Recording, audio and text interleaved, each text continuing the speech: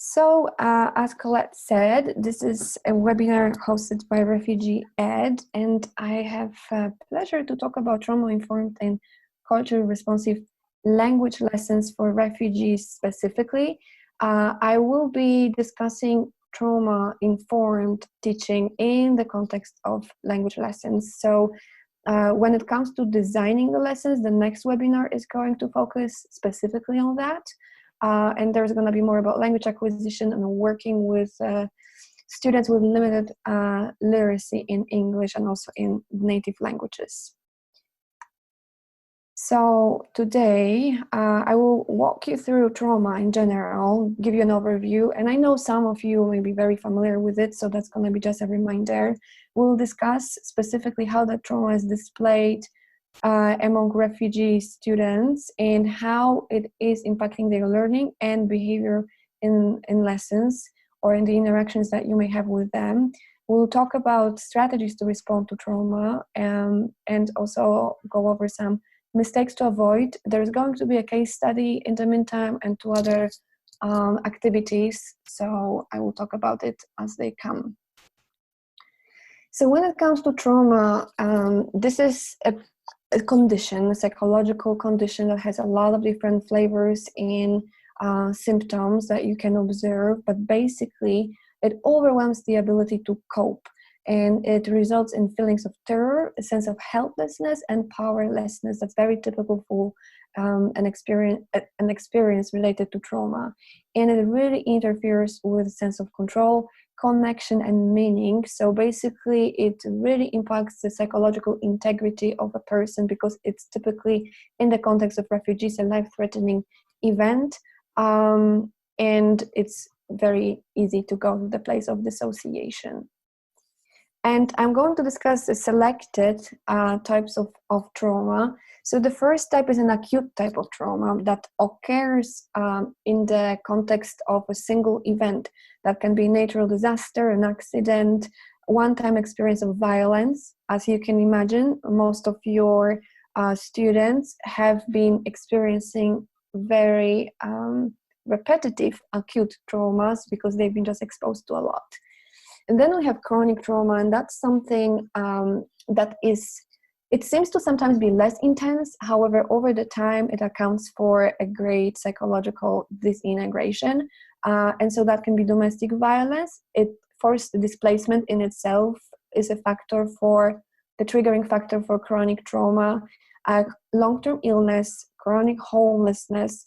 And as you can imagine, again, most of your students are going to experience and be exposed to chronic trauma because of the living conditions, because of the lack of healthcare, because of very hazardous journeys, because sometimes of ongoing domestic violence, chronic illnesses, gender-based violence, discrimination, and importantly, I want to mention historical trauma. It is something widely researched when it comes to Native American population, when it comes to post-war Jewish population and Eastern European populations. However, we lack research on the current displaced populations. There are some glimpses of data on Rohingya displaced population who have experienced ethnic cleansing. However, I'm bringing that topic up because it's very likely that you are going to work, for example, with Kurdish population. And so when I say historical trauma, in their case, that applies to repetitive chronic exposure to a number of different structured forms of oppression that include genocide, assimilation policies, racism, segregation. So even though in the data that we have at the moment, there is no straightforward link between historical trauma and Kurdish population or Iranian population or even Syrian population, there is a strong implication based on the evidence that we have at the moment. And that has to do with the loss of identity, that has to do with the lack of home, that figurative home, not only physical one, but just an inability to express your cultural affiliation and your religious background, your linguistic background, your also political background freely. So that accounts for historical trauma that is passed from generation to generation. And it's incredibly impactful when it comes to mental health. And wrapping up just these definitions, I want to conclude that with saying that your students are most likely to experience complex traumas. So traumas that started early on in their childhood and they continued and they are ongoing, because if you work with refugees in Greece or in other areas in Southeastern Europe, it's most likely that these individuals are still going through hardships such as poor accommodation or lack of accommodation, limited access to a number of different resources, ongoing violence, ongoing mental health problems, ongoing health problems that are not being addressed. They are dealing with unresolved grief, they are dealing with separation from their families. So that accounts for a complex trauma. And in addition to these types of trauma that I just mentioned, I want to emphasize two other points here: secondary traumatic stress and compassion fatigue. And that can apply to some of the refugees you're working with who are involved in delivering aid, but for most part, it applies to you. So secondary traumatic stress and compassion fatigue are related to an secondary exposure to traumatic events, and so that can present with the onset of post-traumatic stress disorder, because 2 years ago, when the diagnostic criteria have been revised for, let's see a question. Yes, there is going to be a recording uploaded of this presentation, and I will also send you a handout that Colette can share. Thanks for asking. And now I need to remove this chat from my window. Okay, so when the diagnostic criteria for PTSD were revised, the committee added the secondary exposure to stress, because primary we were diagnosing PTSD only based on the first-hand exposure. And so what that means for you is that if you listen to these stories, if you consume content that is traumatizing, and I'm also talking here about videos, articles, any content that you even see on the internet, that can be a trigger for trauma that you will be experiencing. And then compassion fatigue has to do with empathizing all the time and feeling for people, and you are all very good at that, and at the same time you all have limited resources, including myself. So that can be very draining, and it's really important to recognize the symptoms of that and take steps to take care of yourself, because you're not going to be able to deliver meaningful aid if you are struggling yourself. And that comes to vicarious trauma that has to do a lot with that innate sense of responsibility and continuous efforts to empathize. And it's very prevalent among aid workers, including teachers and a number of different health care and mental health providers. It is a draining experience, and all of you have been running a marathon because it's likely you've been working in organizations that are understaffed. You work in conditions that are far from ideal, and at the same time, you just feel for people. And some of you may have that sense of urgency that if I'm not going to do that, no one is going to do that. And it motivates you to do great things, and at the same time, it takes up a lot of mental health away from you. So it is really, really important not only to focus on the mental health of your students, but also to take sufficient care of your own mental health and integrity. A few things about trauma and resilience, because I'm not going to talk about mental health problems without mentioning resilience, which is that psychological strength. This is the model that I've been using for my research simply because there is no data that is relevant to a refugee context. So what that shows to you is that both triggers for trauma and protective factors that are a part of resilience occur across all the stages of displacement, starting in pre-migration, before folks leave their homes, during migration, when they transit from one country to another, when they live in refugee camps, and during post-migration, when they are resettled and they seem to be having a more structured life upon arrival to a new place. So it's continuous. It doesn't stop at the pre-migration stage, which often is unfortunately assumed. And in addition to that, all these risk and protective factors happen across these spheres, starting with an individual one, microsystem one, as for the macrosystem one. So protective factor can be, for example, a strong positive cultural identity, but it can also be a male gender in some cases, because according to the research, we know that females are at an elevated risk of gender-based violence, and therefore they may be more likely to experience, for example, sexual violence. Of course, it doesn't apply only to females, but female gender puts people at risk.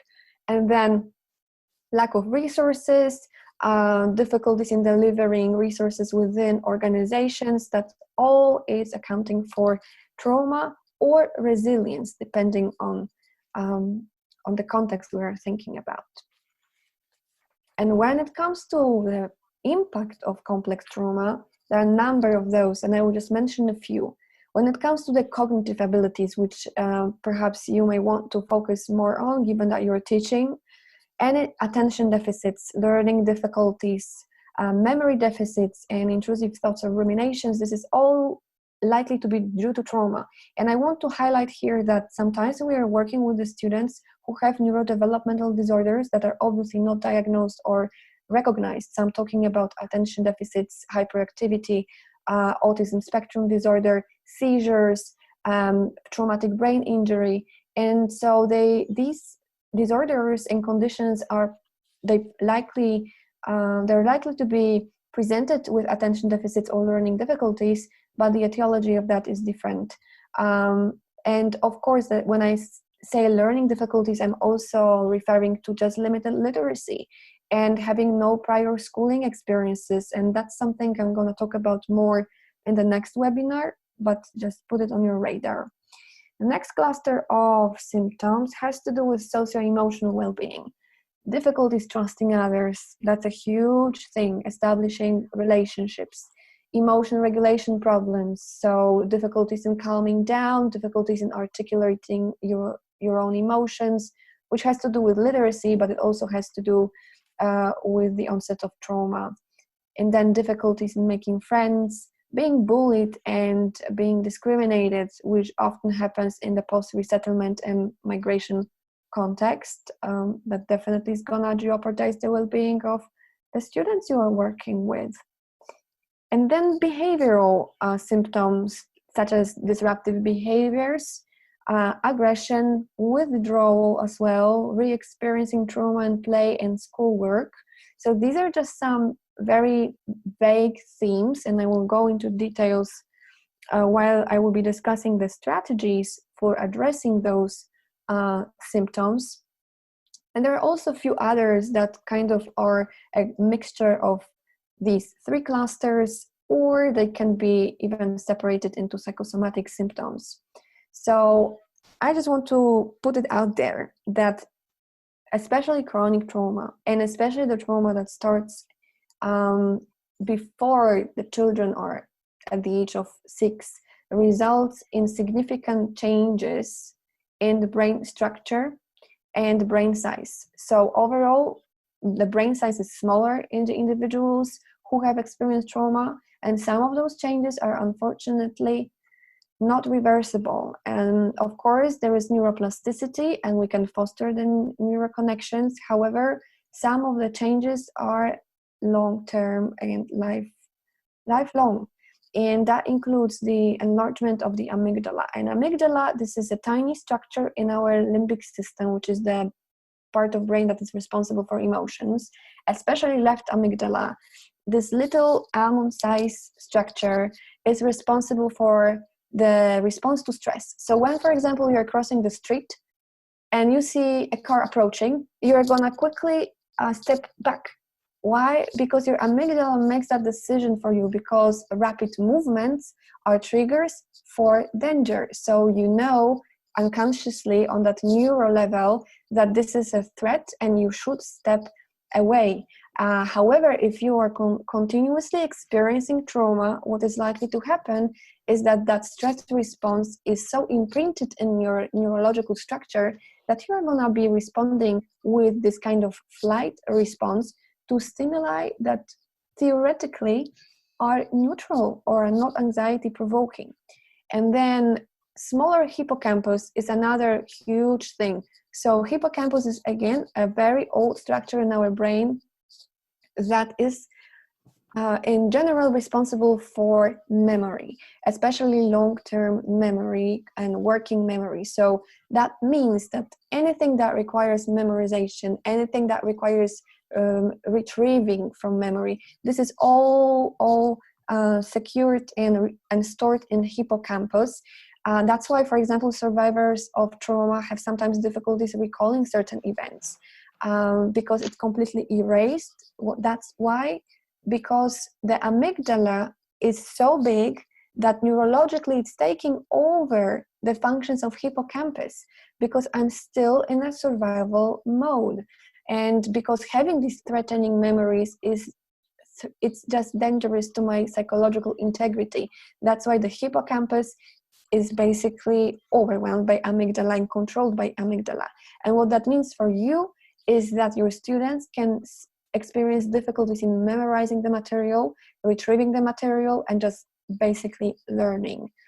Then fewer neural connections, and in general, some sort of issues between connections, in connections between both brain hemispheres, which means that in your lessons, you will have to use multiple inputs and stimulate your students in all the ways possible, because if you're going to present one type of material, only reading, and you're just going to rely on verbal content, your students may not benefit from that, just because they will have on that neurological level difficulties in integrating complex information. And then all these neurological changes result in higher level of arousal in general, because you are just constantly alert. You look for the cues for danger, and that means that you are going to be watching your environment and screening your environment for potential triggers in threats that if you notice them, you can avoid them. So it's adaptive under the condition of ongoing life-threatening event, and of course it's generalized onto other contexts, and that means that it's causing a lot of suffering. And then dissociative responses, this is something I've been often witnessing in the refugee context, and it's also supported by the research. So-called shutting down. Sometimes you're going to have students who will not be responding. Sometimes you will have students who may be just seem to be not present. And it can do with trauma, it can do with seizures, it can do with some neurodevelopmental disorders like autism, for example. So when the student feels overwhelmed by the stimulation, that can be internal stimulation, like experiencing disruptive thoughts, maybe having some ruminations, or maybe just experiencing fatigue. That is also an internal overstimulation. The student may just withdraw completely. And what I mentioned before, that focus on survival instead of future orientation. And I know that some of you perhaps heard refugees saying, I want to learn a language because I'm moving to Germany. So they are focus oriented. That is true. However, it's not across all of them. You are also going to encounter individuals who are not able to take that step forward because they just feel helpless. And to navigate that survival, which means hyperarousal, basically on a physiological level, the people who you work with may engage in substance use, spacing out self-injurious behaviors, especially among young youth and young adults, fighting, just running away, a number of different unhealthy coping strategies, because this is what it's available, and this is what allows them to reduce that arousal to a basic level in a short time. And of course, mental health disorders are also the outcomes of trauma, and I'm not going to go in depth into that because it's an incredibly large topic, but the most common conditions include substance use, emotion-related disorders such as depression, anxiety disorder, panic attacks, and of course, trauma-induced disorders such as post-traumatic stress disorder, as well as acute stress disorder, which is more intense than PTSD. However, many of refugees you work with, they've been experiencing a mixture of both. And you may meet them at the stage of acute stress, and you may meet them at the stage of PTSD with a new onset of acute stress. So it's a fair mixture of very diverse conditions. And before we go to the first activity, I want to highlight 4 important things for you to understand about trauma, apart from all the things I've been talking about so far.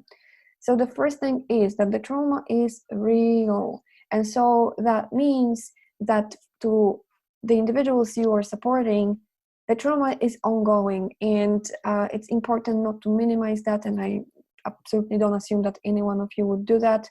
But I also want you to remember that trauma is a physiological condition, it's a neurophysiological condition that feels real to your body. So even though you're sitting in a relatively safe space, you may still feel threatened just because on the physiological level, that's what your body is experiencing.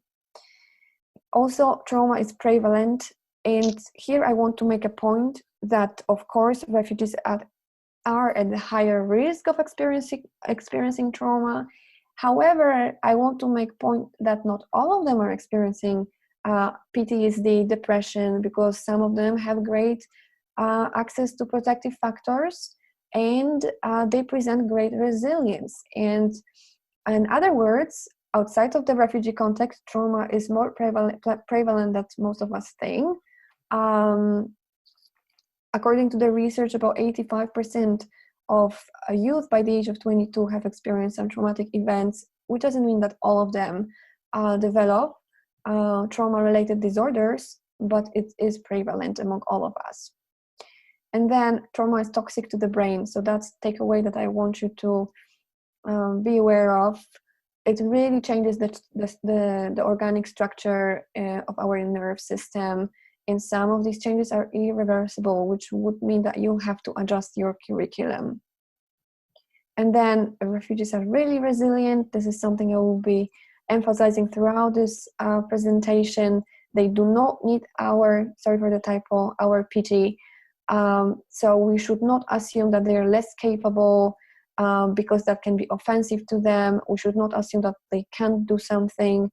Instead, we should try to find their baseline and also learn about their expectations and see how we can best support them. So please do not assume that only because they have enlarged amygdala and a shrinked hippocampus, they can't learn certain things, because that would be just not serving them well.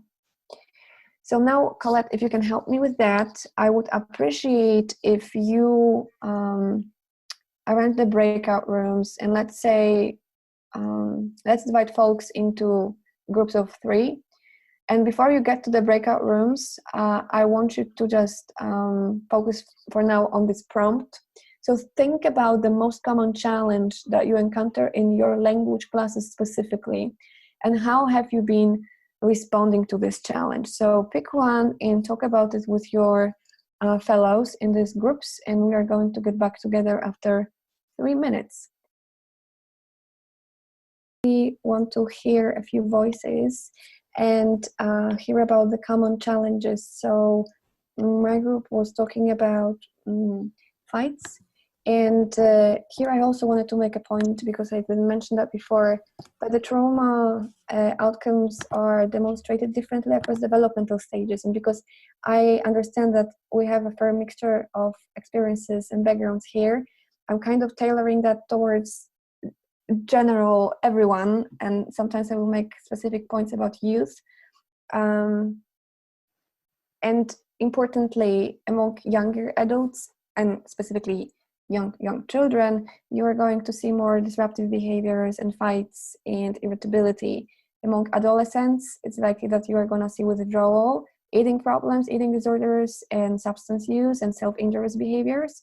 And among young adults also, with the emphasis on depression. So that changes over the time, but it all has to do with some underlying emotional difficulties.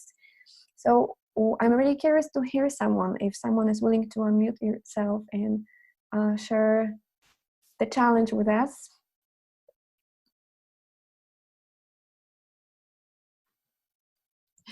There are plenty of them, I believe. I wish I could say something, but as I discussed with I don't know, Andrea, that I was sharing the room. I said that I'm particularly teaching very, very young learners, kindergarten, so I haven't faced any special situation, let's say, in this very young age. But I'm very interested to hear anybody else that can share his experience or her experience with us. Oh, thank you. Ilianka, Katerina, what's your name? Both? Yes. Okay, thanks for sharing that. I mean, of course, not everyone is displaying these difficulties, so it really depends. And some of them can be really masked. So they pop up later on, depends. Anyone else? Yeah, Alexandra?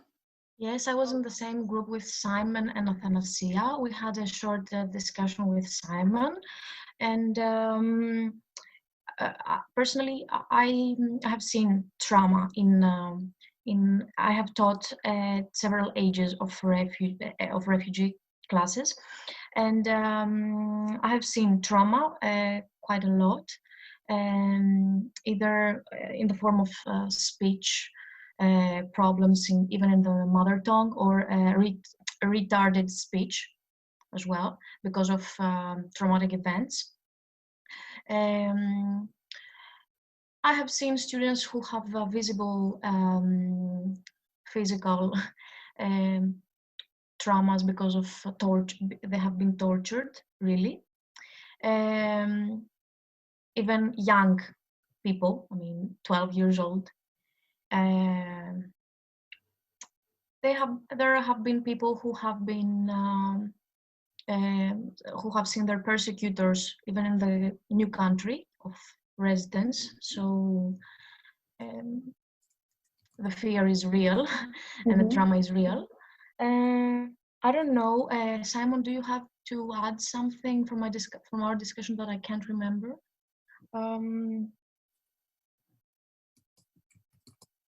Stress levels.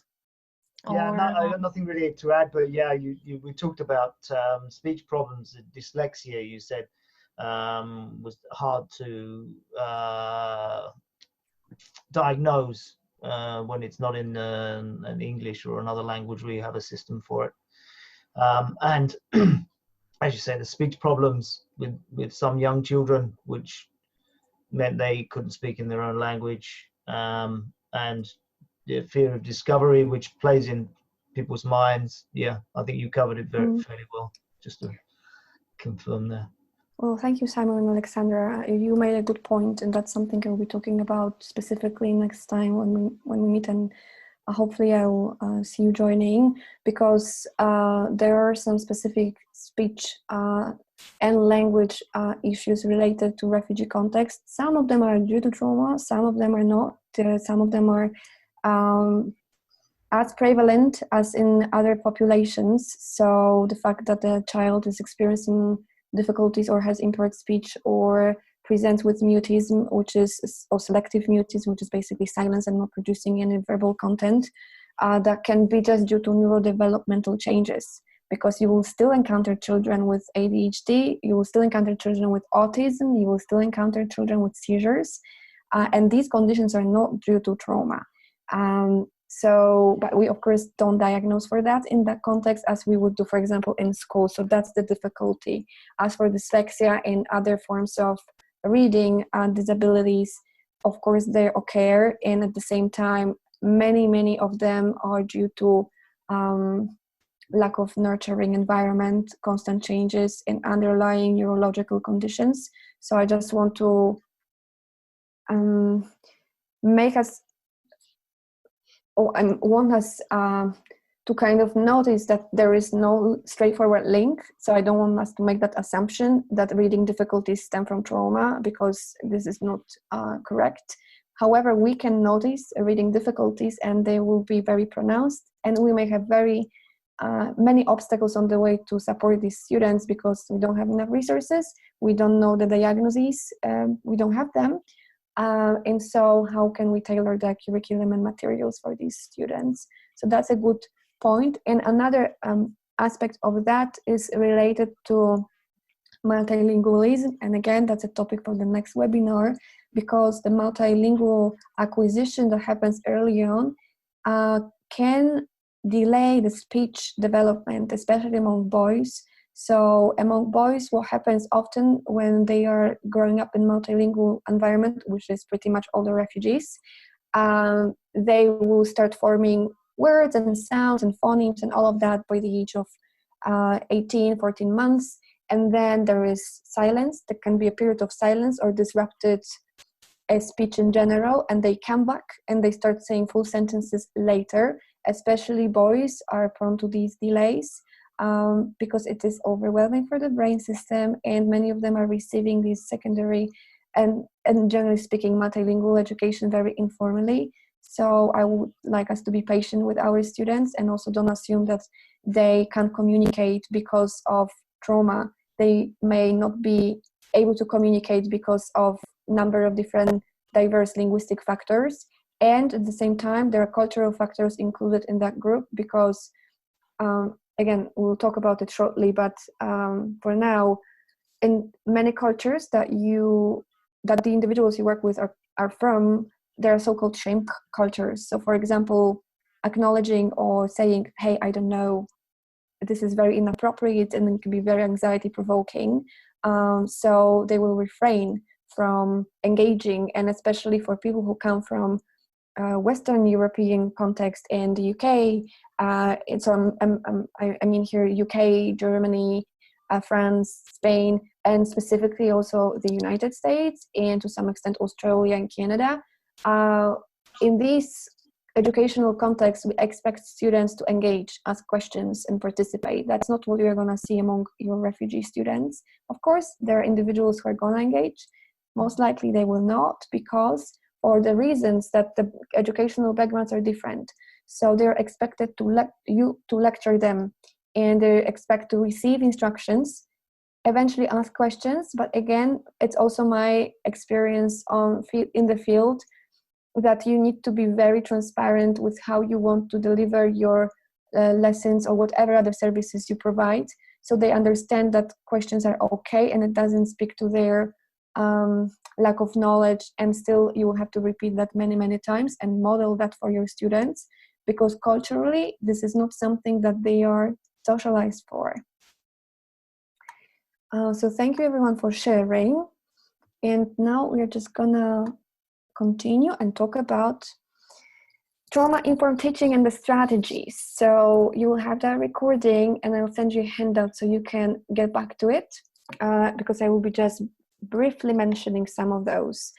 So basically, trauma-informed teaching, the one that I'm talking about, is derived from a 3-step model that includes prevention, support, and repair.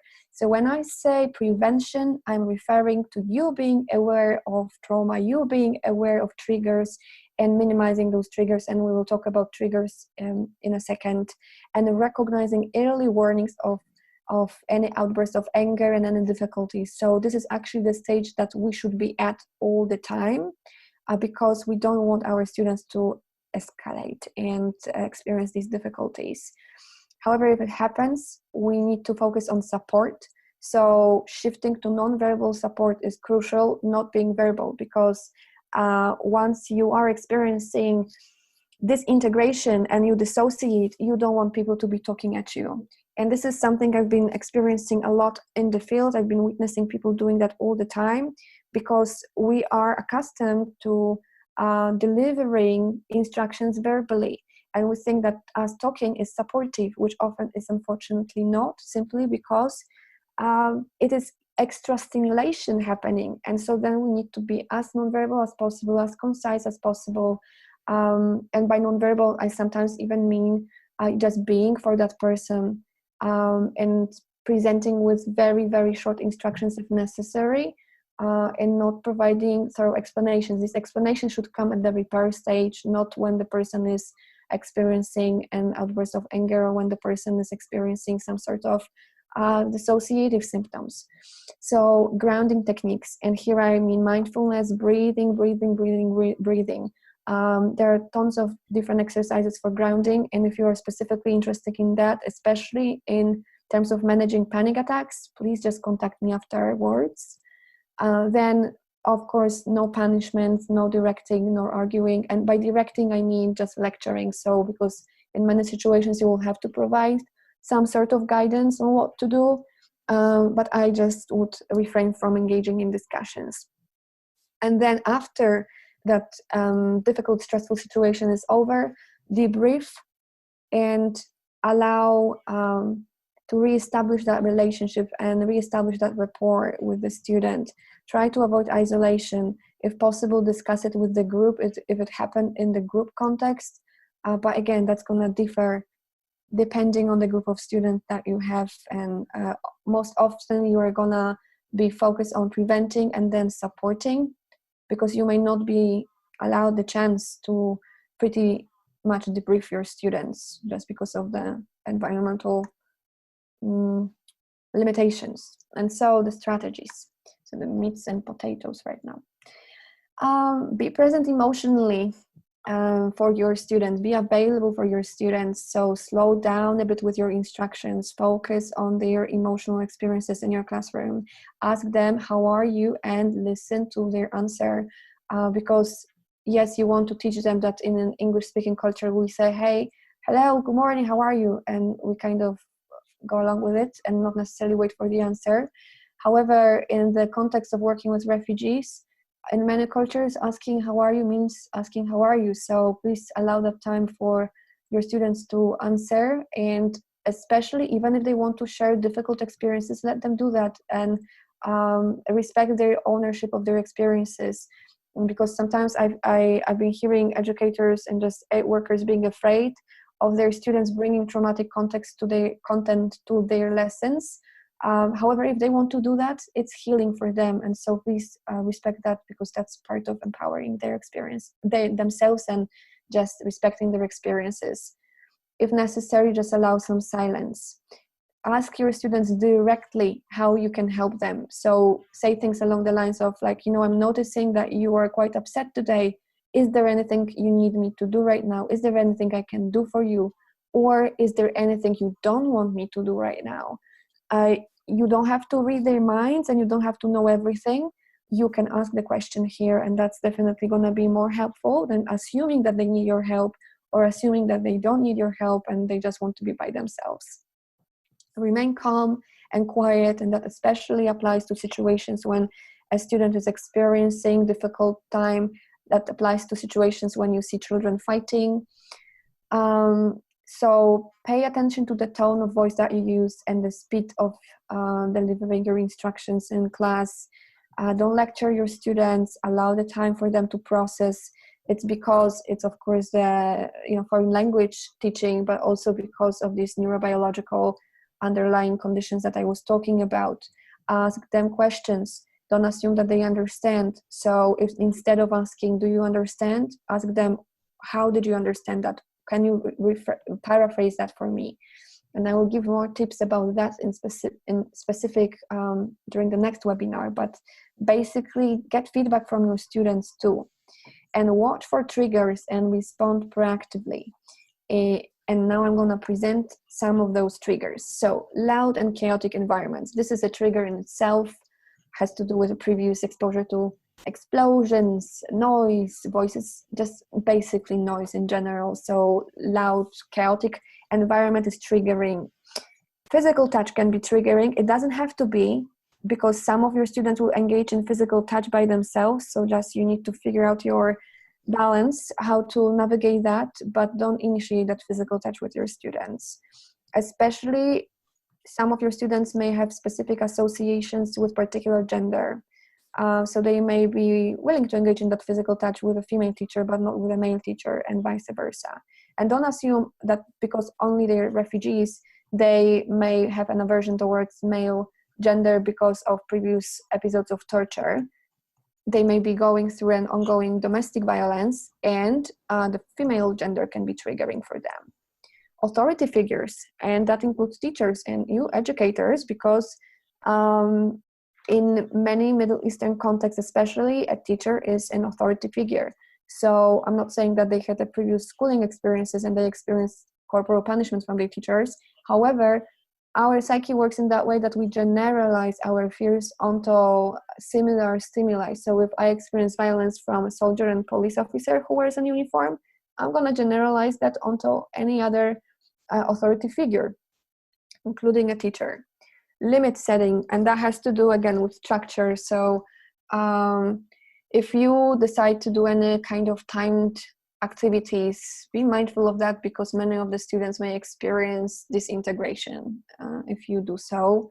And in general, having even time frame in itself is a sort of maybe new experience, and at the same time unknown experience, and that may be triggering. Uncertainty about expectations or transitions. This is huge. This is something I see a lot in the refugee context, unfortunately, because it's so difficult to provide that structure and ensure these transitions to be safe. But your students need to know what's going to happen in every part of your lesson and every part after your lesson, what they can expect from you, because it's first of all foreign language teaching, and even if you don't teach languages, it still applies. Especially with children, structure and a routine are incredibly important, and for adults as well, because that really helps to find yourself to be calm, because you are in the fight response, as I told you before. So providing that structure is crucial. Emergency responders. So that goes along with authority figures, but in the refugee context specifically, aid workers and humanitarian workers in any kind of volunteers. That can be a trigger in itself, because people may not necessarily understand what is your role and what you are going to do with them, because they may be afraid that some of your decisions or some of your actions can be against their, for example, asylum process. They may not understand what is your role in this whole environment. Situations that generate feelings of helplessness and vulnerability and lack of control. So not knowing the answer to the question can be a trigger in itself that has to do with culture, but it also has to do with trauma. Cultural factors, so topics related to history, politics should be avoided in any kind of refugee teaching, because they can be triggering. Discussing ethnic differences, so be mindful. Don't play hangman with your students, because that can be triggering, even though it's a very popular language activity in some contexts. In this context, it's definitely a big no-no. Discussing family can trigger different traumatic responses due to death and loss and grief. So I know you want to talk about family vocabulary with your students, but be mindful how you bring that up, because sometimes asking a simple question, so tell me about your family, that can be very empowering, because people want to talk about their family. And sometimes that can really trigger uncomfortable emotions. And that doesn't mean that you need to refrain from bringing this topic to your students, but that means that you need to be prepared to handle their response. So if they talk, I lost my brother and my mom is in another country and my siblings are in different places, be thoughtful and compassionate and just listen to that, respect this disclosure and empathize, and just move forward, because that's also not a space for you to resolve their trauma. However, don't avoid talking about it only because you're uncomfortable with handling it. I mean, of course, if you will recognize that that's your limit, you need to engage in some discussion with yourself on how to develop skills to respond to it appropriately. But sometimes, you know, your students may have a very strong need to talk about it. So let them talk about it if they need to. Sudden movements, rapid movements, again, need to be avoided because of previous trauma-related experiences. We'll skip that, eventually get back to that in the end. But as for the cultural competence and humility, I will talk about it in depth in a second, but for now I want to make a point that we need to shift from judgment and shift towards curiosity. So instead of asking what's wrong with the student, ask what's going on for them. And instead of assuming that they experience trauma, ask yourself if there are any other explanations or alternative explanations for this behavior. Sometimes it can do with trauma, with the culture. So the fact that your student doesn't respond, it can mean trauma, it can mean withdrawal, it can mean shyness, it can mean just a language problem. It can mean many different things. So please don't make assumptions and engage in dialogue with your students. And empower your students. So some of you were mentioning in breakout rooms that you try to engage in activities that foster a sense of agency. So give your students a chance to make their own choices. If you divide them into groups, let them choose. If you can make them be your kind of assistants in the classroom, like in the educational setting that you're in, let them join you. Let them express their own expectations and desires and basically respect their autonomy. And the more you can do that, especially with children, the more important it is. And then provide structure and predictability. I can't stress enough how important that is for everyone, including adults. Clarify your role in the beginning, because they may not understand who are you. And so because they may assume that because they meet with you in the refugee context, you're gonna provide therapy or you're gonna listen to their worries. And of course, you can allow some space for that. But if you are not trained in delivering counseling, therapy, or emergency response, then refrain from doing it, because that can lead to some harmful outcomes. And of course, you don't want to engage in that. However, you may be in an uncomfortable situation where your students are going to approach you and ask uncomfortable questions. So if they do that, of course, they do that. And what you do, you just need to be authentic and honest with yourself. And if you know that you're not able to deliver psychological support, you need to refer this person. And I know you work in understaffed and under-resourced environments. However, sometimes that has to do with that vicarious trauma and that sense of urgency that you want to help. But I really want us to recognize that there is that much that we can do. And I know it's anxiety provoking. It causes a lot of sense of helplessness. However, all of you want to do best for the people you work with. And so that means that sometimes misinforming them about something or engaging in a conversation that seems to be supportive, but in fact, it is not leading to a positive outcome, can be detrimental for the psychological well-being of your students. So clarify your role and clarify to your students in the beginning as much as you can, that they can come to you, ask for help, and then you're going to find some resources for them. But clarify your role, that's basically my point here. And stick to your competencies. I mentioned cultural humility because there is a lot of hype about cultural competence, and I kind of want to discredit that term because it's impossible to be culturally competent. It is a model that presents cultural competence as a dead-end goal, that, okay, one day I'm going to be culturally competent. There's no such a thing like cultural competence, because there's always going to be a context in which you are not competent. You are always going to work with individuals who are going to challenge you. You can't acquire the culture of the world. Like, that's impossible. So instead of using the term cultural competence, I would prefer us to use the term cultural humility, which is a process. It is a continuous process that focuses on fostering your curiosity and basically checking in with yourself on your assumptions and your biases, because I have biases, you have biases, everyone has biases. And so we can't get rid of them. We can minimize the impact that they have on our work. So these biases they may have to do with gender, with specific health conditions, with ethnicity, with languages, with so many different things. With gender roles, check in with yourself how you feel about polygamous families, how you feel about, for example, specific gender roles in Middle Eastern cultures in some communities, how you feel about it, and check in with yourself whether these biases impact your work indirectly, because they do. I have my own biases and they impact my work, and I constantly need to engage in self-reflection. So the way to do that is basically to self-reflect. It's really important in the refugee context to self-reflect, to journal, to exchange your reflections with your colleagues, to have this inner dialogue with yourself, because otherwise you can't really experience your own cultural background and your own cultural biases that you may bring to the table.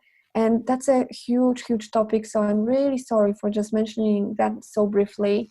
And if there is going to be an interest on that, I'm happy to talk more about that in particular in other contexts. But for now, I just want us to focus on that terminology and understand that the cultural competence is not a goal to be achieved. We should rather engage in fostering our own cultural humility, cultural humbleness, cultural curiosity, and be comfortable with not knowing. So basically, it is all about making yourself comfortable with being constantly beyond your comfort zone and not knowing, and just sometimes saying, I don't know, and I don't know like what that is and where that comes from, and being authentic in that experience. Following up on these strategies, setting clear rules and expectations critical. And I've been doing that across very diverse refugee contexts. And I know for some of you, it sounds, oh, that's schooling. You do that in a structured environment. That's true. And it's also true you can do it in unstructured environment. So in all the groups I've been leading, in all my language classes I've been doing with refugees, no matter how chaotic the environment was, I always was setting the rules and expectations. And I know it sounds punitive. Unfortunately, rules have these associations with punishment, but it's not about that. So when you set expectations, they have to be positive. They have to be affirmative. We don't set expectations by saying don't judge or don't run around the, in the room, or don't fight. We say things like be respectful, listen to each other. And when I was doing these posters with children and also with young adults, I've been just basically drawing with them. And you may not have all the language abilities and resources you want to have, but you can draw the things, and trust me, people understand the visuals. If you make them be as neutral as possible, they understand what it means to be listening to each other and be respectful and make friends with each other. So it can be something really simple. And I know you may wonder how that's going to work when I have so many students coming in and out.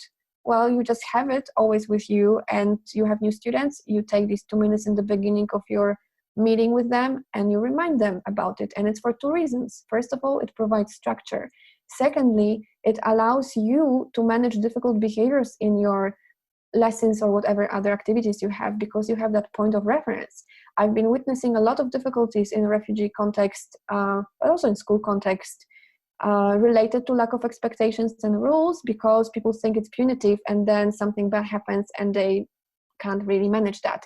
Well, if you have this foundation of we listen to each other, when you have people disrupting each other, or you have people fighting with each other or presenting some discrimination behaviors, then you have that, hey, we agreed on that and it's for our safety and our well-being, so we want everyone to feel comfortable. And you may think it's obvious and people will remember it. Typically they don't. So please just allow yourself the space to create this kind of chart. Deliver clear instructions. So as for English and other languages that you may teach, avoid idiomatic expressions, avoid slang, avoid long, complex grammatical structures that you use. Make it as simple as possible, because it's language learning and this is how it should be done. And again, more about that in the next webinar. Present the material in multiple ways, because your students are sensory overloaded. So It's important to understand that. And when I say they're overstimulated, you may wonder how that goes hand in hand with presenting multiple material in multiple ways. Well, you just need to be thoughtful about it and understand that because they may shut down to the visual stimuli, it's important that you present that stimuli kinetically, like by movement. So alter your instructions also because of these underlying neurological conditions. You have to stimulate your students in a complex way. And be mindful of the visuals. So use pleasant colors, pictures of nature, something neutral, something that is not triggering, something that is gender neutral. I encourage you and I challenge you to do that too. And make sure that your students understand diagrams if you use them. That has to do with some neuropsychological aspects of foreign language acquisition, but also the fact that your students come from the linguistic backgrounds that differ from European languages. And I will talk more about that next time. But it's important because schedules and tables and diagrams and charts and all of that nice stuff, that can be something very foreign to many of the students you work with, also because of limited schooling experiences. Incorporate music. I always do that in my lessons or in any sessions I lead with, especially younger learners, but also older learners. A nice, pleasant, rhythmic sounds of nature, birds, and all of that, that really fosters learning.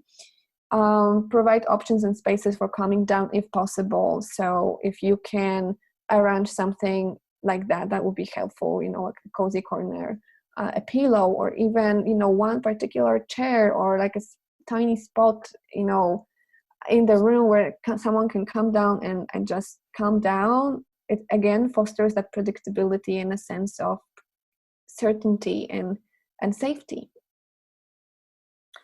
Stress management. So breathing, it's important, and it's super complex topic. There are a lot of different stress management strategies. It's important that you model that for your students. So you may not have a chance to teach them mindfulness or relaxation techniques in your in the sessions that you have with them, but you present them how to breathe. So if you notice they experience difficult time, just engage in that belly breathing with them, slow it down, go and show that to them, breathe with them. And just remain calm, like throughout all the activities that you deliver. Praise and reinforcement. I've been hearing sometimes voices that schooling, that cannot be done, or it can be done. And I've been doing that myself, and I know some people in refugee context do that too, especially with young learners. Use stickers, colorful beans, pictures, create charts for them. And of course, it doesn't go towards giving them like rewards in terms of candies and all of that, but it's reinforcing. It's one of the fundamental concepts of learning. Once you're reinforced, you learn better because you are just empowered, and it's especially important for young learners. And you may, of course, lean towards fostering their intrinsic motivation. However, that doesn't exclude the possibility to praise your students. You can use verbal appraisal, you can use colorful papers to show them that they are doing a great job. Just compliment them and emphasize their progress, emphasize their efforts that they are taking to learn, emphasize that the importance that they are coming and joining you, that the fact that they just came, that's super important. So pay attention to reinforcing not only progress in language, but just basically that effort that they're taking. Because if you have an adult struggling with depression, for them to come to your session, that's already such a huge deal. So thank them for that and be grateful for them joining you and sharing their experiences with you. Use humor and laughter. That always is good for learning, and there are really nice studies on like how laughter and positive atmosphere enhances learning. 10-to-1 ratio, it's something that we use in behavioral management or behavioral intervention, but also in teaching. So include positive statements. Don't your students. So don't speak, don't go, don't fight. Of course, in emergency situation, you may want to use that, but still that can be triggering. So I would encourage you to say things along the lines of stay calm, be calm, breathe, listen. Just use affirmations instead of those don'ts, and basically verbal appraisal as much as possible. Teach feelings, sorry for the typo, feelings, expression, and coping. So you may want to include something in your language lessons that have to do with emotions. I've been doing, for example, thermometers. That's a more therapy thing, but I still apply that to my language lessons. Check in with your students on the scale from 0 to 5. How are you doing? That can be something visual. So 1 very sad, 5 very excited, and just do this brief check-in and ask them if someone wants to share how they feel, and check in with them after your lesson, because maybe that's the way you will learn that some of your students experience a lot of sadness during your lesson. And if you don't ask them that, they will not tell you, because they may be smiling and they come and you assume they're doing well, but in fact something bad happened. And I've been witnessing that a lot, that once you bring this kind of scales to them and you ask them, how are you doing today in terms of fatigue, in terms of just emotional well-being, they tell you that I'm doing awful. And they seem to be smiling. So let them express that to you if possible. And then be mindful of potential impact of vicarious trauma. So that applies to you. And I said that before, and I want to emphasize that here again.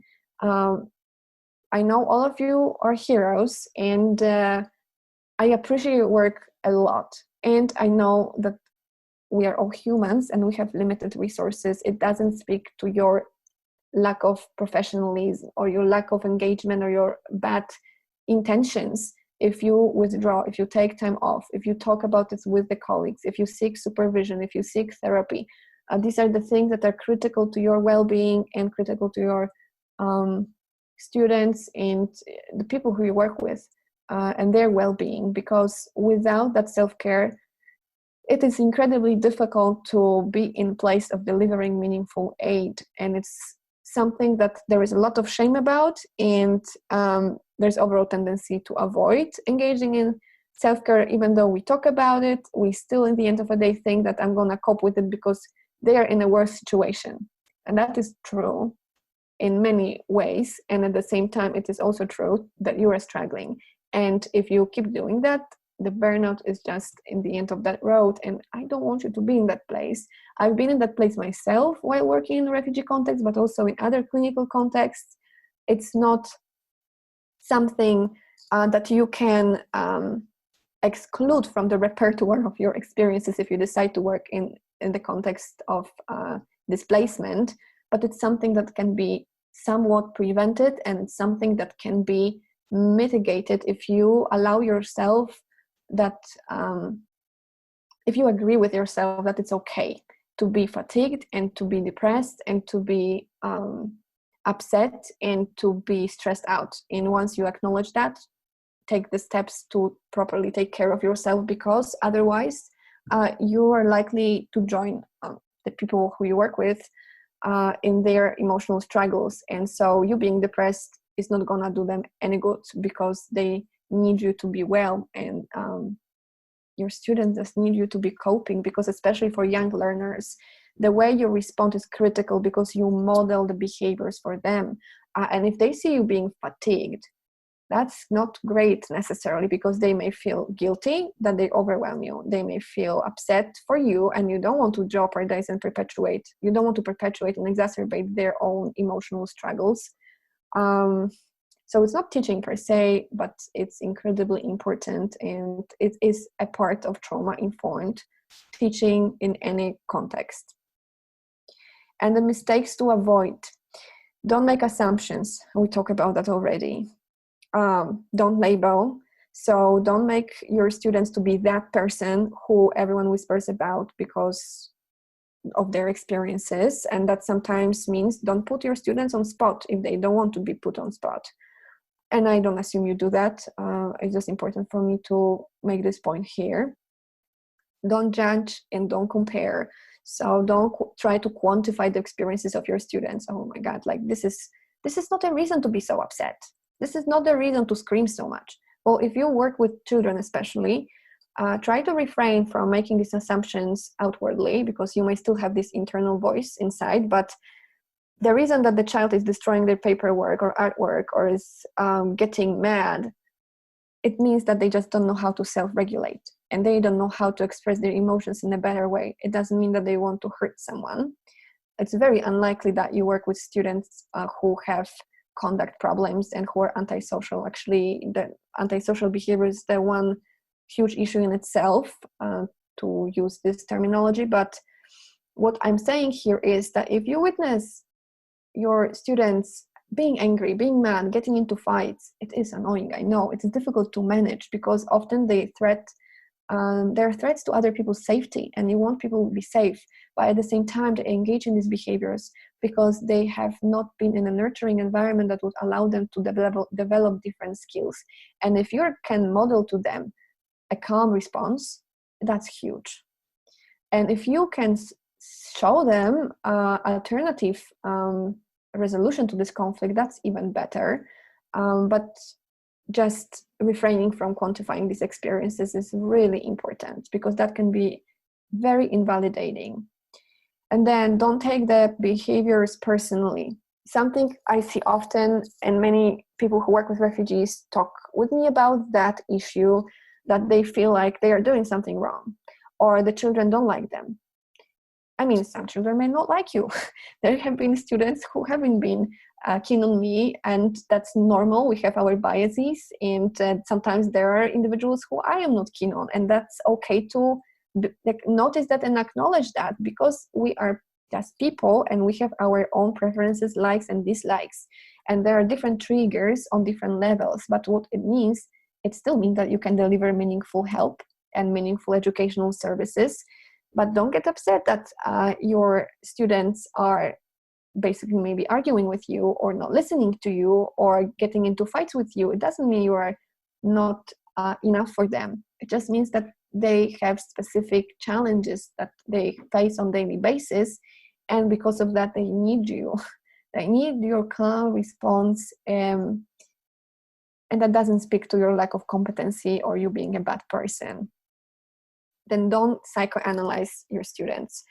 There can be that tendency and drive and urge to provide psychological aid, and that's a very fine line and very thin ice to walk on, because you may not do service to your students and refugees you work with if you start engaging in some sort of psychological aid, because down the road there are a lot of rabbit holes. So I've been experiencing some examples of that when I've been witnessing people attempting to deliver psychological aid to individuals who have been experiencing severe depression or sometimes psychotic symptoms or substance use, and they needed proper medication or they needed specific behavioral interventions. And sometimes these kind of informal conversations have been happening about these mental health issues were not leading anywhere, and were preventing these refugee individuals from seeking appropriate help and taking steps to take care of themselves, because they just didn't know what was appropriate and what was not appropriate. So sometimes our engagement in these kind of efforts can be reinforcing of some maladaptive coping strategies, and we don't want to do that. So again, practice within the scope of your competency, and if you are in the position of delivering psychological first aid, just make sure that it is grounded in your preparation to do that. And it's okay to say that you just don't know how to do things. And I know it can be frustrating to leave people in that situation, but it's better if you can maybe say to them, I see this is really important to you and you're struggling, and I want to help you as much as I can. But for now, I don't know how. So let me read about it. Let me ask people about it, because you may not have a person to refer to. So you may want to engage in some self-education and self-training and then get back to this person instead of misinforming them about their internal difficulties. And then don't try to resolve the trauma that they experience, because for many of your students, the trauma is ongoing. And generally speaking, therapeutically, this is not even the place clinically to resolve the trauma, especially in the refugee context during migration. You work with people you deliver support.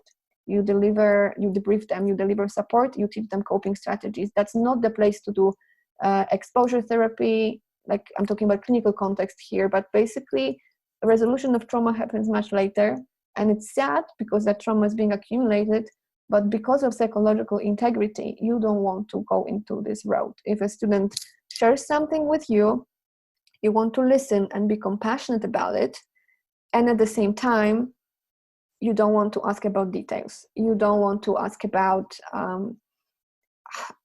all of that juicy stuff that you may be curious, and I assume that like you don't do that, but sometimes you definitely have encountered people who have been engaging in these sort of interactions, and we know that this is really triggering and we just don't want to be there in this kind of place. And at the same time, I'm emphasizing that point of not resolving the trauma and attempting to resolve that trauma, because that provokes and triggers the vicarious trauma that all of us are prone to, because that creates a sense of helplessness. And the key point here is that we just need to nest ourselves in that discomfort and build acceptance towards this discomfort and make peace with ourselves, that there are things we can't repair, there are things that we can't address, and there is that much I can do. I am with my students, I'm with whomever I'm providing help to for, let's say, 2 hours, few hours, 7 hours, whatever time frame it is.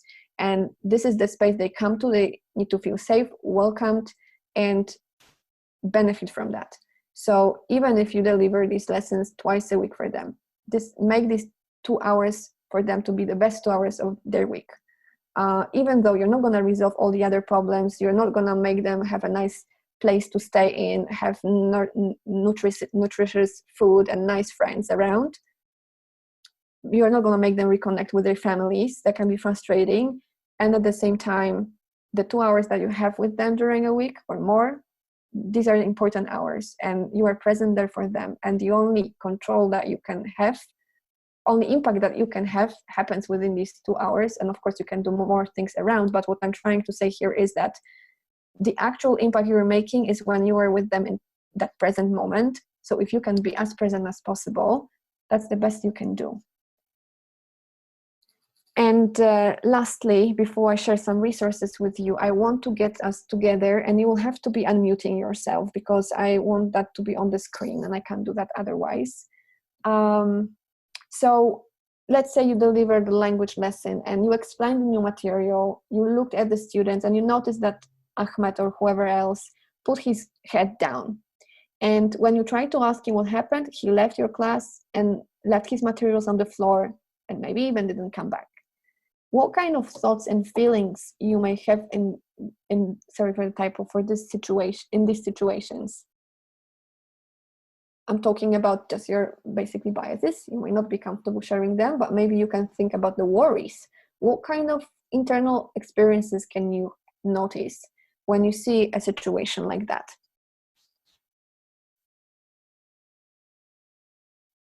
And I can't see you, so if you can unmute yourself, that'll be perfect.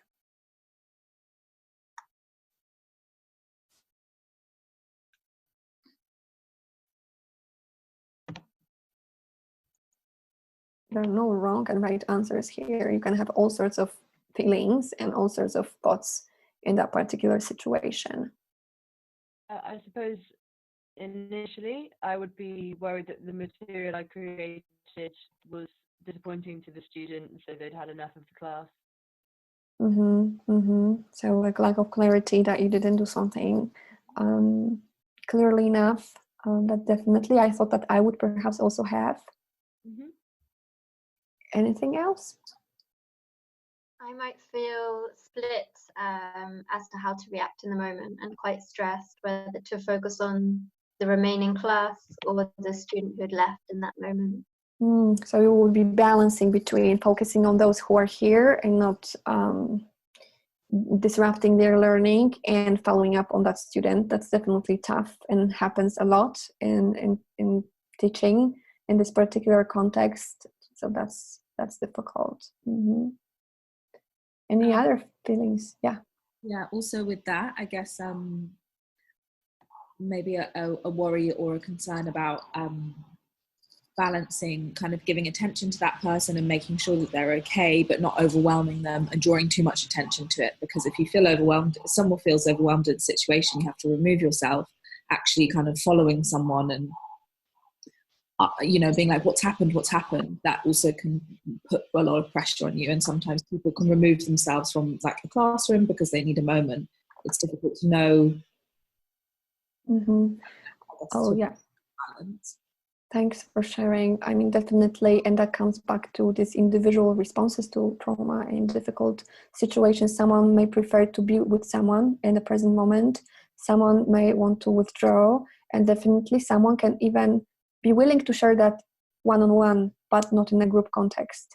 And then do we want to reinforce that response, or do we want to just let it go and follow up on that later? So these are the dilemmas that definitely many of us encounter in this environment, and they're not easy to navigate.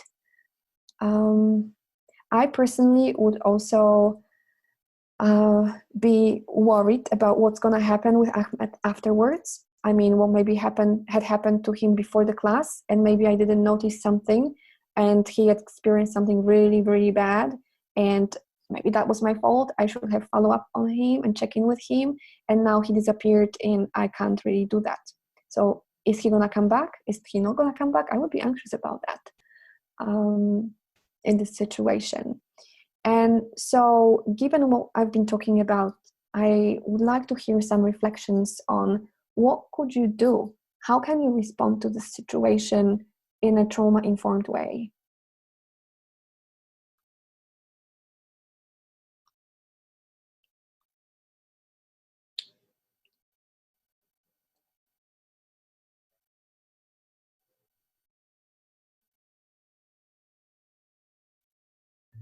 Well, we could definitely try to engage with Ahmed or any student, like not Ahmed, once they come over on the next class.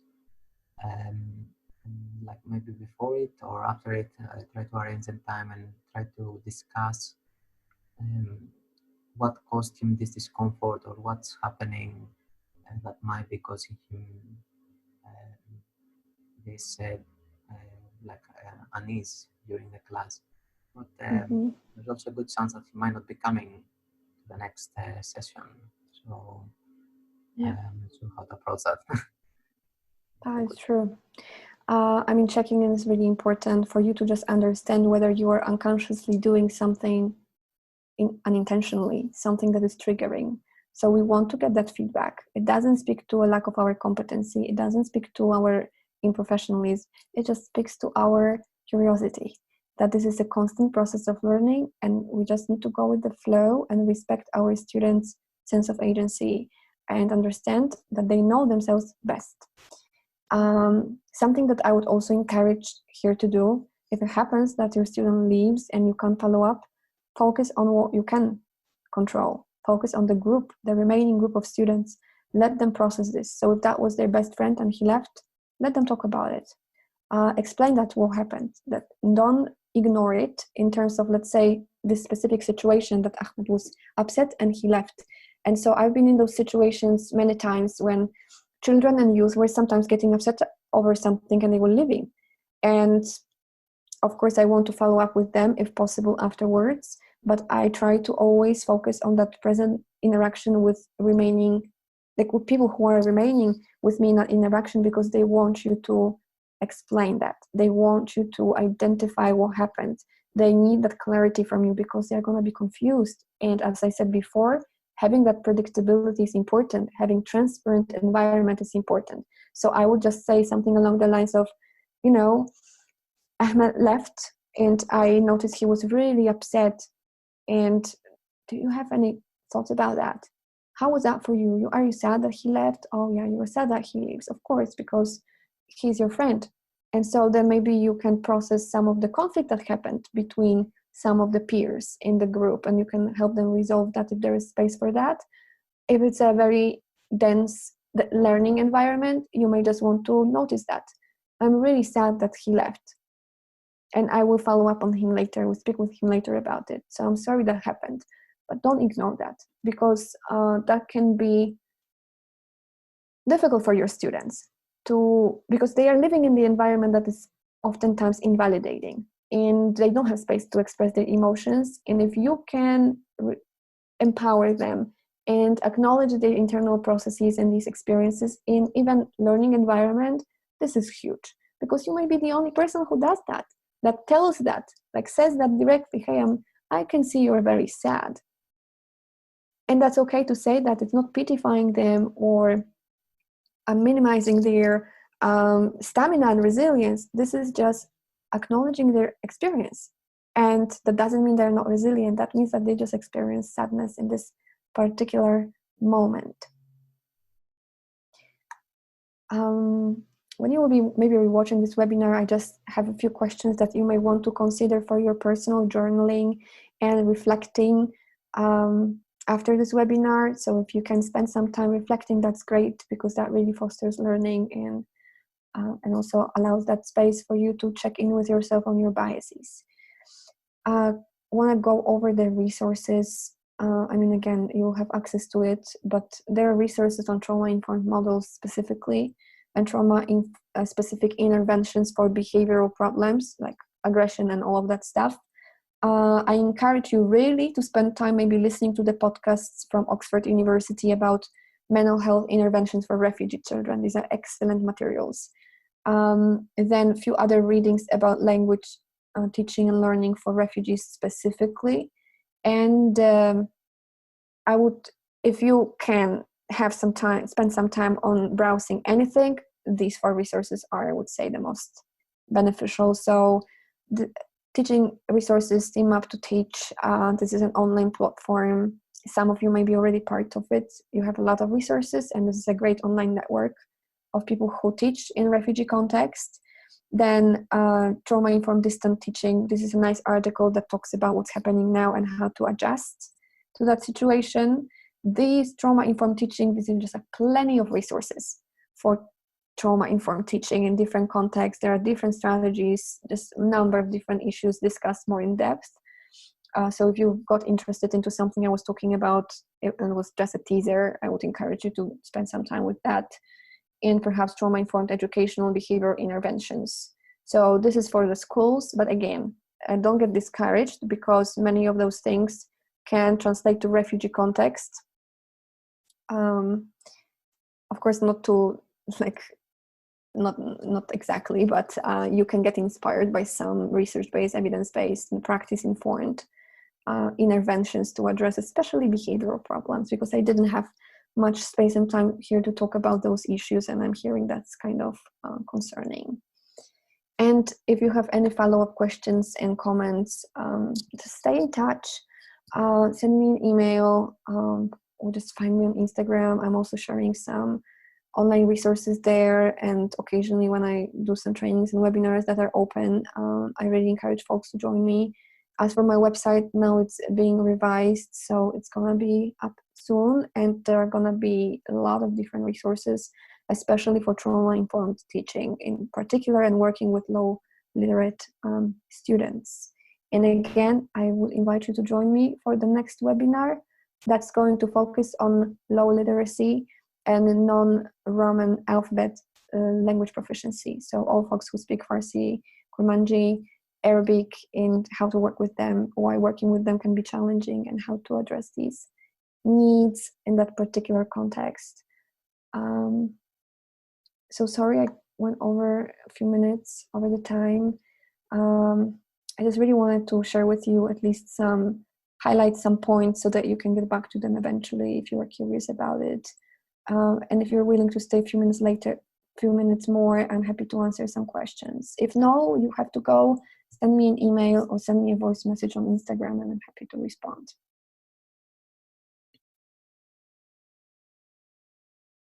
Thank you very much. Very welcome. Yeah, thanks so much. That was really great. Thank you.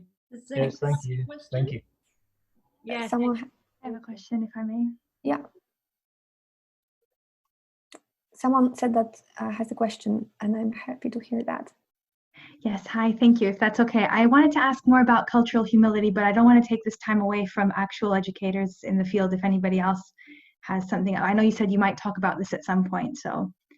Yeah, and here I just, mentioned that very briefly, and I said that, that is just a topic for another webinar because it's just huge. Yes. But just, giving you an overview, this is an alternative model that has been developed in the research field a bit later after cultural competence, and especially in both educational setting and clinical setting. It's still quite novel. That stems from the framework of indigenous clinical support and working with indigenous individuals, because there's just a lot of privilege in the research field, clinical field, and education field. We tend to impose our standards onto non-Western cultures, and they often don't apply. And so this model more focuses on engaging in self-reflection and understanding that you can't get culturally competent. Basically, that's the premise. That's exactly what I wanted to ask you. Sorry.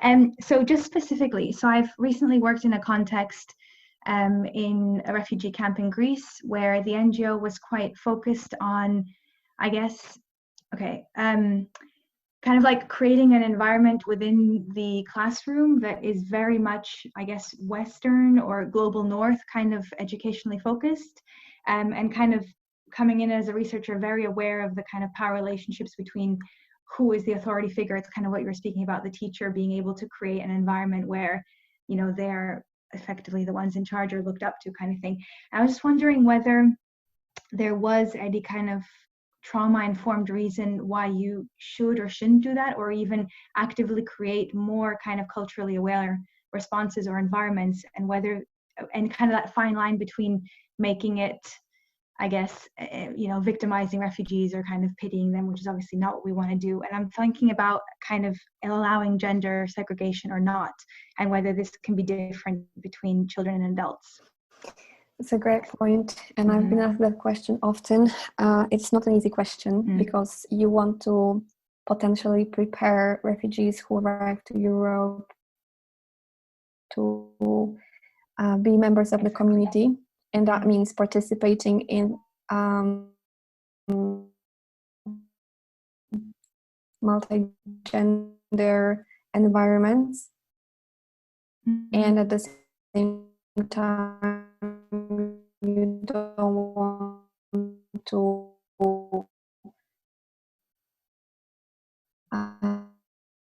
be invalid. And my review that is what I'm trying to say is 10 days a week on delivering whatever kind of activities, let's say child-friendly activities or whatever it is, in the context of a refugee camp. I would prioritize respecting their own preferences and allowing them an opportunity to choose. So in other words, I would lean towards allowing, for example, female-friendly spaces and allowing females to hang out only with females, because the problem with that is I understand your concern and I know where that comes from, and at the same time we need to understand that people who come here to Europe or other countries and other continents, they come from specific cultural contexts. And if you say that you open the space for all genders, you end up having males most likely, and you're having females who don't, it just perpetuates the discrimination. They don't get resources that they would get if there was a designated space for them. And of course you may feel awkward about that and uncomfortable about it, but at the same time, you have to answer yourself, and your organization perhaps also need to answer that question individually. How do you want to empower these youth and children especially? Because knowing that female teenagers are sitting at homes, you know that, and so do you want to open up the space and perpetuate that separation, or you want to reach out to these females and get them involved by creating designated space for them, understanding that this is the culture that they come from, and you are not in the place to tell them this is wrong or this is right, because that is really coming from the place of privilege that we can decide to be in this kind of included mixed gender classrooms and other spaces. And I know it's tough because they are going to go eventually to an environment that requires them to do, but they're also autonomous individuals. And if they're in the place of being at the stage of integration with the society, it's up to them whether they want to decide to do that or no. So, you know, my perspective here is very like individual focused, because also I spend more time, I have flexibility to do that. I understand that in some contexts you are in a place of facilitating that dialogue. So you may want to teach that, and I would perhaps start with discussing that with the parents, especially if it's a context of working with the children. and letting them know this is what we do and this is how I ensure safety in this space, and this is the space for you to ask questions. How can I help you? How can I make that space safe for your girls? Or what should I do for you to let your girls come and join, given that, and me acknowledging that you have a strong preference of having separate groups. And I'm telling you that these are not the resources we can provide. And I still want to have your girls coming in. What can I do? Maybe you can alter somehow that space and have half an hour for girls, half an hour for boys. Or maybe they will actually come to a conclusion that maybe having at least a physical space in the room that it's only for girls and only for boys.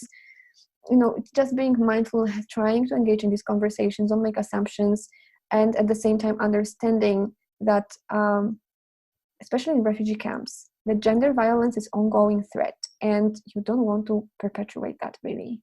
So pushing that agenda of having inclusive environments can be too early for some of these folks, because we sometimes expect them to integrate when they're still displaced.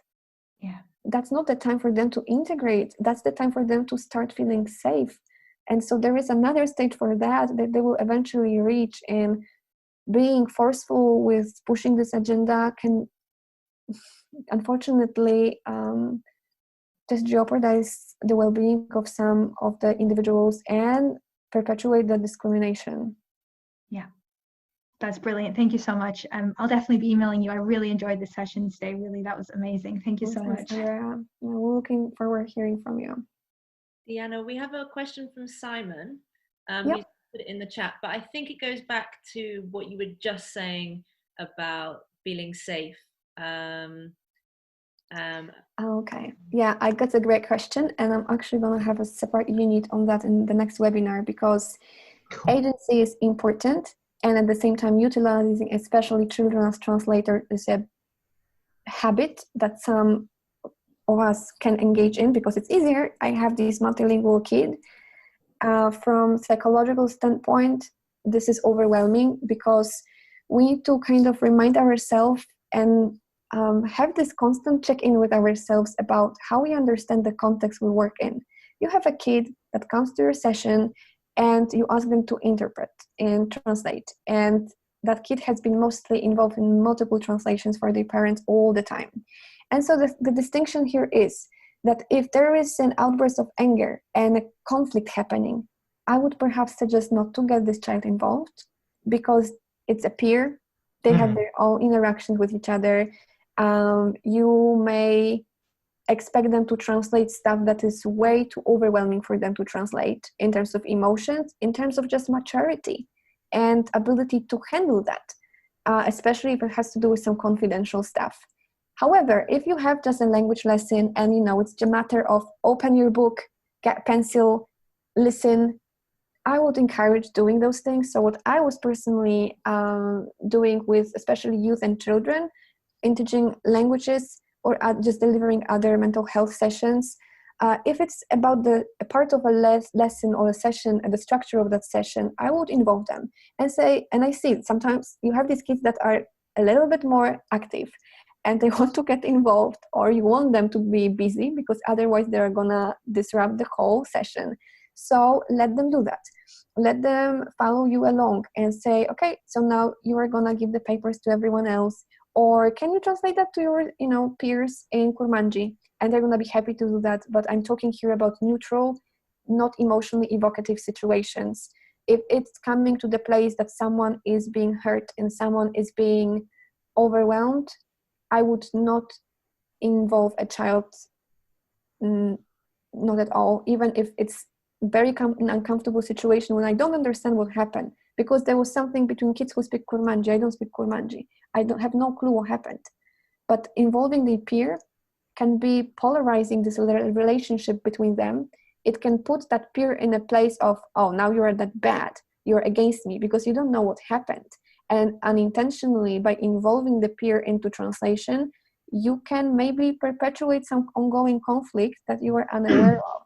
So in those situations, do best you can in terms of staying calm and just basically responding to it from a place of that behavioral support, even if you don't understand, and it's frustrating, I know, but involving a kid can, carry on. After that session, they can go into fight, and, these children can go onto them, or youth or adults. Hey, why did you, speak with her at that time? Why did you say that to her? So now you are against me because you don't know what happened. And if you intrude that space unintentionally, that can lead to some negative outcomes. Okay. Thank you, Simon, for the question. Any other questions that I may be able to answer?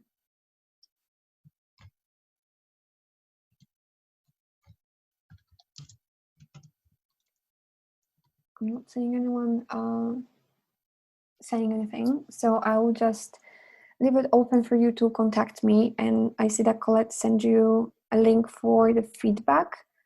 That would be very helpful for us to know what worked, what didn't work, what we wish to learn more about, and generally speaking, your impressions and reflections. And again, I strongly encourage you to get in touch. If you have specific questions, I'm happy to answer them. And if you have some concerns or some just doubts, or in general some maybe reflections and pending urgent issues, or you need resources in specific areas related to trauma-informed teaching and mental health, or cultural responsive practices, just let me know, and I'm happy to give you more stuff. Thank you. I want to ask something about the link that you just sent for the feedback form. Do we have to copy paste that on Google and? Yes, exactly. Yeah. Okay. I want to say a huge thank you to Diana for this webinar. I've been really, really interested in it, and I've been hooked for the last, hour and a half, and thinking, oh, we're going over time, but it doesn't matter because it's so interesting. So I think everybody shares my feelings on that. Yeah. I did put the feedback form in the chat. I'd really appreciate it to get your feedback so we can put other webinars on that would be useful to you. And Diana is hosting another webinar. Is it 13th? 14th? Yeah, it's in 2 weeks. Yeah. Saturday. And the sign up for that, I will send out in the follow-up email, which I'll send out perhaps tomorrow or Monday, with the recording to this webinar as well. And we'll advertise it, send out emails as well, so you can sign up to that. And Diana, what was the title of the next webinar? I don't remember the title, but that's going to be about working with students with limited literacy in general. So that applies to students from the backgrounds who have never experienced schooling, and they may be illiterate in their native languages. So I'm going to focus on that. We're going to talk about students who speak Semitic languages and who speak languages that are based on the script other than Latin, so Arabic, Farsi, some of other dialects, and because there are some just neurological huge differences in how their learning works and how just the brain responds to language stimuli in general. And so then in Europe specifically, we teach languages that are mostly based on Latin script, so that causes a lot of discomfort for our students. In terms of Greek or any Cyrillic-based languages, there is still discrepancy that I kind of want to address. So we'll talk a little bit about quick assessments, how to navigate the assessment of that literacy, and super brief. And we will talk more about using visuals. I will talk a lot about TPR, which is total physical response language method for elementary level language learners, both children, adults, across the board. So we will do some exercises with that.